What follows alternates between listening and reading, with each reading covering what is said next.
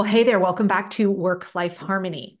How many of you have ever felt overwhelmed? All of us, right? And you may be familiar with my three-step ditch the overwhelm process. Well, after you meet our guest today, you are going to now realize I'm thinking I might need to change this to a four-step process. My name is Megan Sumrell. I'm a time management expert for women, and I'm on a mission to bring work-life harmony into homes all over the world through all things time management, organization, and productivity. Well, today's guest is an expert in our nervous system and how it plays into getting overwhelmed, how it might impact our productivity. And during this interview, you are going to hear her share three different tools that you can use anytime you might be feeling overwhelmed. And here's the best part. Pick just one. You get to listen to all three, and then now you can decide which one you think is going to serve you best and why this is going to help you. So let's go ahead and jump in. Hey everyone, welcome back to Work-Life Harmony. I am really excited to introduce you all to Michelle today. I talk a lot about productivity. I talk a lot about, tips and strategies to help us not feel so overwhelmed. But I really take things very much from a pragmatic, tactical systems and processes thing. But there's a lot of brain science and things that are going on inside of our bodies that can support us with that, which is where Michelle is an expert in this space. So welcome to the show, Michelle. I would love for you to kind of explain to everyone what you do and a little bit about your work. Sure. Thanks so much for having me. So I am Michelle Grosser. I'm a mom and a wife, and I live with my family in Miami. And for the better part of the last, I guess, 12 years now, I've been a practicing trial attorney. So someone who has very much been in my brain of productivity and logic and analyzing and all of these things and loving the tasks and all of this stuff. And then right at the beginning of the pandemic, I kind of had this moment where I really started for the first time asking myself if the practice of law was something that I actually wanted to be doing, or if I was doing it for so many other reasons. And was noticing this trend that, like myself, so many other moms were really feeling overwhelmed and marriages on the rocks and trying to homeschool and right all the stuff we were all going through. And I was like, man, how can I be part of the solution?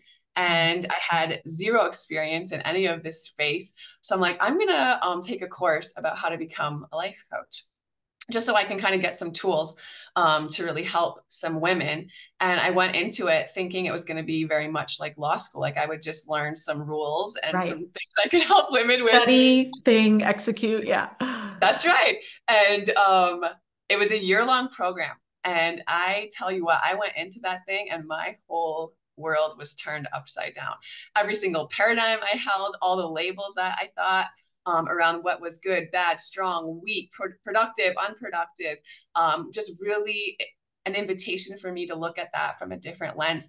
And what I realized is I was in such a deep burnout because of what I thought was productive and how I thought I had to show up in order to be quote unquote productive.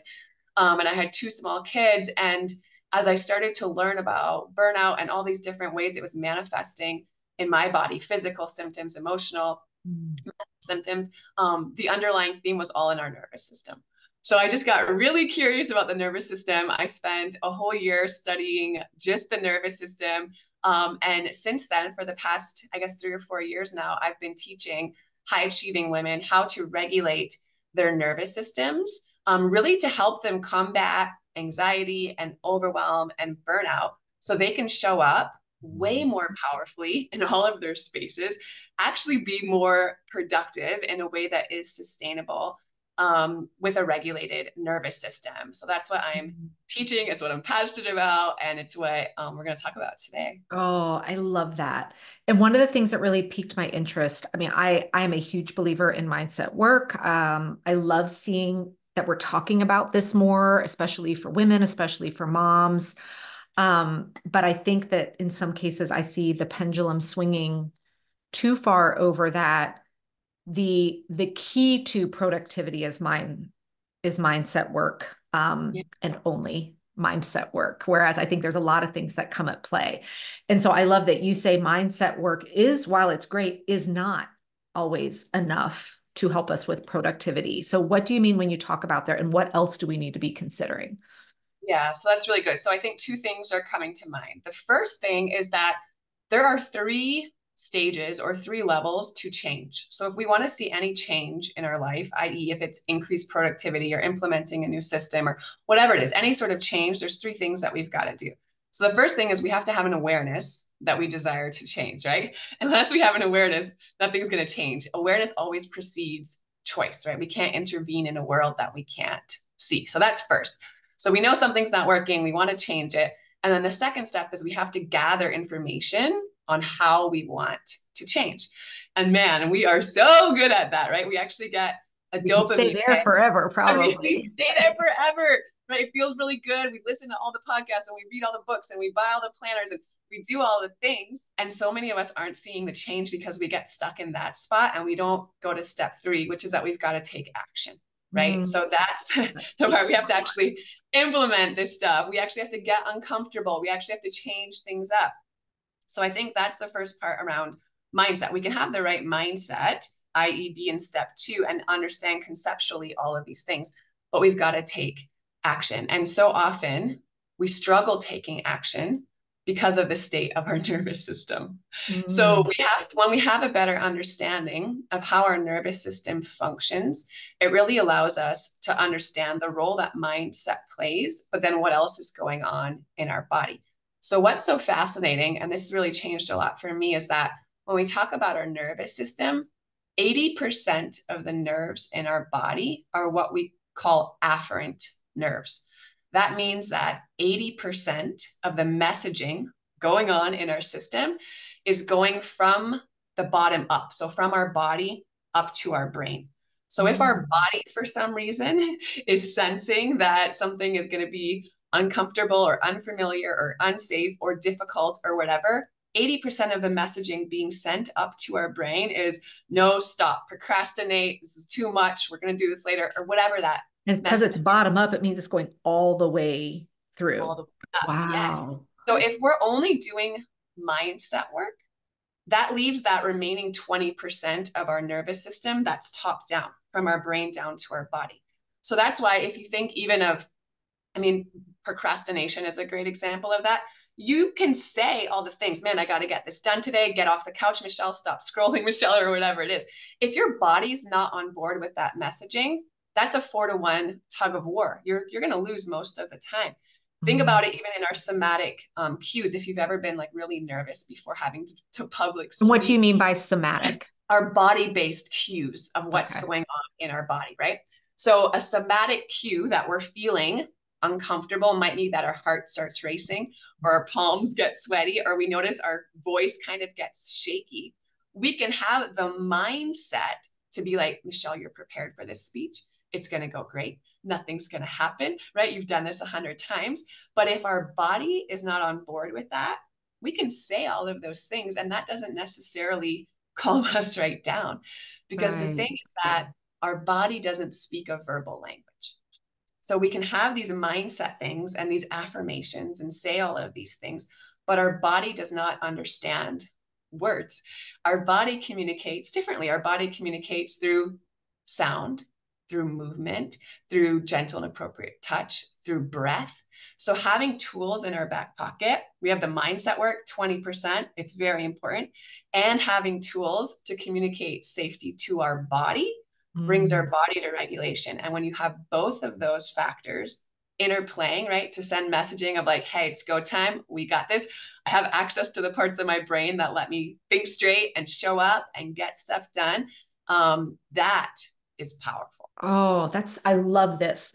So I am, I always go straight to the very pragmatic, tangible systems, all of that. And one of the ones that most of my listeners are probably familiar with is my signature three-step ditch the overwhelm process. That is a very tactical, here's what we can do when we're feeling overwhelmed. But I know you said there's some body work that we can be doing when we're overwhelmed to support that as well. So is there anything that you can share with everyone that they can be thinking about to bring into that process? Yeah, sure. So overwhelm is interesting because our nervous system operates in three different circuits. So we have an understanding of each of these circuits and we can recognize when we're operating in these different circuits, then we can do something about it when we're noticing that we're feeling overwhelmed.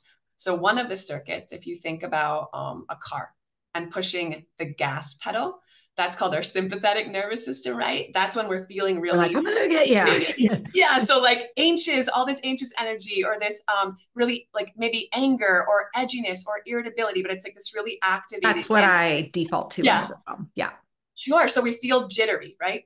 And Yep. then there's another circuit that we call our dorsal vagal circuit, and that's like kind of like the brake, right? So when we hit That's why I say to the people, if you're paralyzed because you're in overwhelm, you don't do anything. And so this is what that is. Okay, so we interesting. would disconnect or dissociate. This is when we're in this deep level of burnout, right? We can't even function. But what happens when we're stuck in a state of overwhelm is we're actually stuck between those two circuits. That's Interesting. why overwhelm is so paralyzing, but we have all of this energy that comes up. It's the gas and the brake are being pushed to the floor at the Mm. same time. And it's so frustrating because we have all this stuff we want to do and we have all this sympathetic energy. And it's like, I got so much to do today, but I'm still going to sit here and I've been on my phone for, 20 minutes just doing nothing. And I don't even know where to start.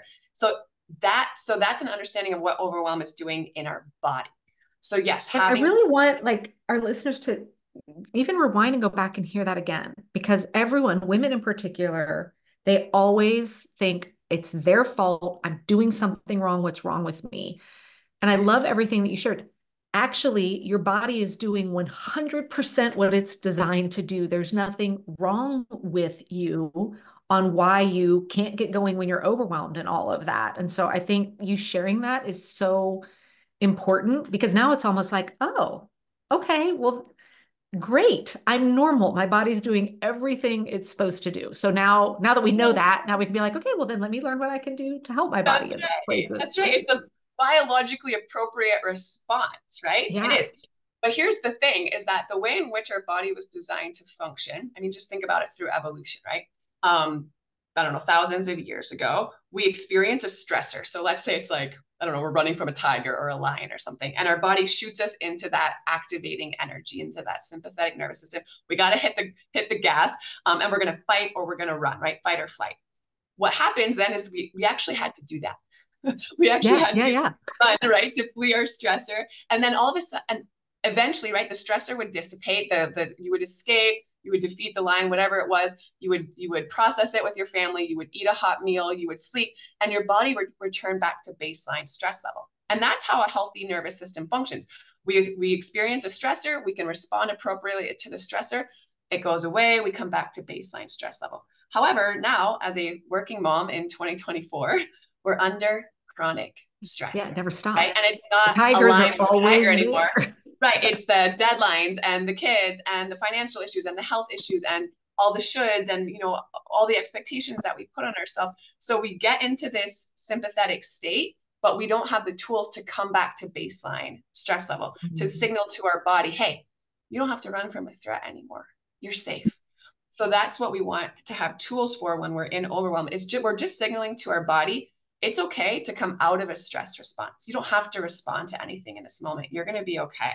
You don't have to respond to this email right now, or nothing bad's going to happen, whatever it is. So let's talk about what some of those tools might be.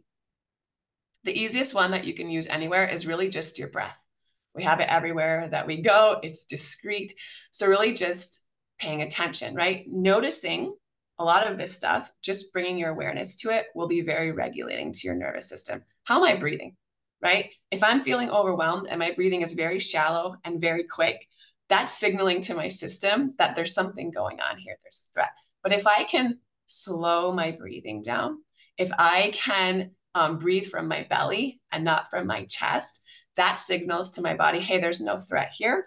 We can get to a place where we can, leave that alone and put all our other systems that aren't just for survival into action, and we can access, right, our highest levels of communication and empathy and compassion and logic and all of these different things that we can't really access when we're in fight or flight. So one of the most powerful breaths, and you only really need to do this 2 or 3 times, and it can bring huge amounts of regulation to your system, is called a physiological breath. And what happens is you breathe in through your nose as deep as you can. So you breathe all the way in. And when it feels like you're at the end, you do one more really deep breath to fill all Mm. of your lung. And then you breathe out through your mouth very slowly. man, you do that 2 or 3 times, in through your nose as much as you can, one more deep breath, One more. and out through your mouth. Do that a few times and you'll notice the difference in the state of your nervous system. Mm. Movement is really powerful. So for me, one of the ways that I find that helps to regulate my nervous system when I'm feeling overwhelmed, this is simple stuff, you guys. Dance. Like put on your favorite song and 2 minutes Always. shaking Yeah. around. Watch. Then you sit back down at your desk and you're like, I got this, right? I'm gonna bust through Yeah. the things I gotta do today. And it's so different. But you're just releasing and discharging a lot of that pent-up energy in your Mm-hmm. system that allows it to regulate. Temperature change can be really powerful in regulating your Ah. nervous system. So that's why sometimes, a hot bath can be very soothing. Or if you find that you need like a little pep of energy, cold, right? Eating something cold, drinking something cold, even taking a bag of like frozen peas out of your freezer and holding it on the back of your neck will activate your vagus nerve, which brings a sense of regulation to your system. So you can Google regulation resources. I have a whole list, but the key is not to have 700 things that I can do when I'm feeling Right. overwhelmed, Because then right? you're going to be overwhelmed on which one to The do. overwhelm, yeah. But to have 2 or 3 things in your back pocket Right. that are like, man, this works for my body and my system, that helps me get to where I need to be to think straight and do what I got to do today. Oh my gosh, I love that. So for folks that are familiar with my 3-step ditch the overwhelm process, I feel like now we might need to make it 4 steps. Step one being pick one of these, whether it's the breath, whether it's the temperature change, or whether you need to put on your favorite tune and jam out for a few minutes before you jump into step one.